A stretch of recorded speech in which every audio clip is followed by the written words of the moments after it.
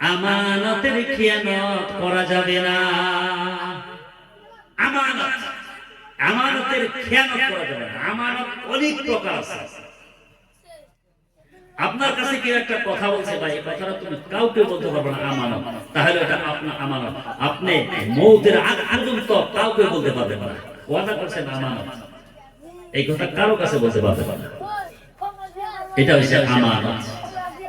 আপনার কাছে কেউ ৫,০০০ টাকা জমা দিয়ে দিয়েছে, যে আপনার কাছে এটা আমানত দিলাম, জমা দিলাম, ২০ বছর পরেও যদি আপনার কাছে আসে, যেই টাকাটা, যে লুটটা আপনাকে জমা দিয়েছে, ওই টাকাটাই ঘুরিয়ে দিতে হবে। আপনি ভাবছেন আমি খরচ করলাম, আবার চাইলে আমার টাকা দিয়ে দিবি, আমানতের খেয়ানত।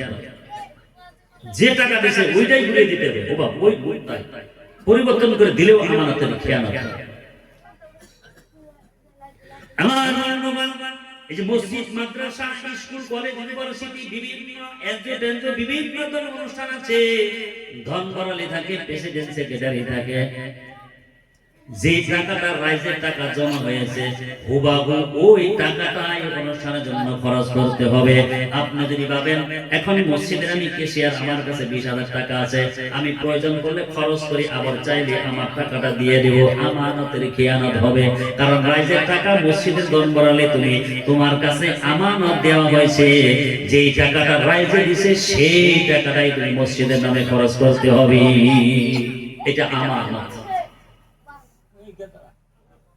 যদি কেউ কিছুগুলো মানুষ তো আছে গায়েব করে দেয়, ২০০ এরকম আছে, বেশিরভাগ আলহামদুলিল্লাহ ভালো যে আছে। আমার কাছে অনুষ্ঠানের ৫০,০০০ টাকা আমার কাছে আছে, আমি খরচ করি, আমি লাগলে আমার টাকা দিয়ে দেবেন ইনশাআল্লাহ, কিন্তু আপনার টাকা দিয়ে দেবেন, তাও আমানতের খেয়াল হবে, কারণ রাইজে আমানত দিছে।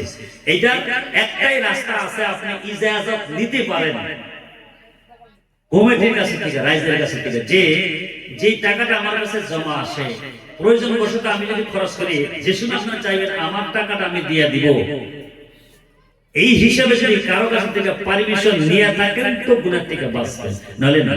কিন্তু কেউ তো নেয় না, আমার দামেদার কেউ নেয় না। এটা আমানতের খেয়াল। আমার বন্ধুগণ, এই যে আমি আপনি যারা বিবাহিত মানুষ আছি, আমার মা বোন আছে, আমার আপনার কারো ৪জন করে ছেলে সন্তান আছে, এই যে সন্তানগুলো আল্লাহ আমাকে আপনাকে দান দিয়েছে, আমরা সন্তানের মা বাবা হয়েছি, এই সন্তানগুলো আল্লাহ আমাকে আপনাকে আমানত দিয়েছে।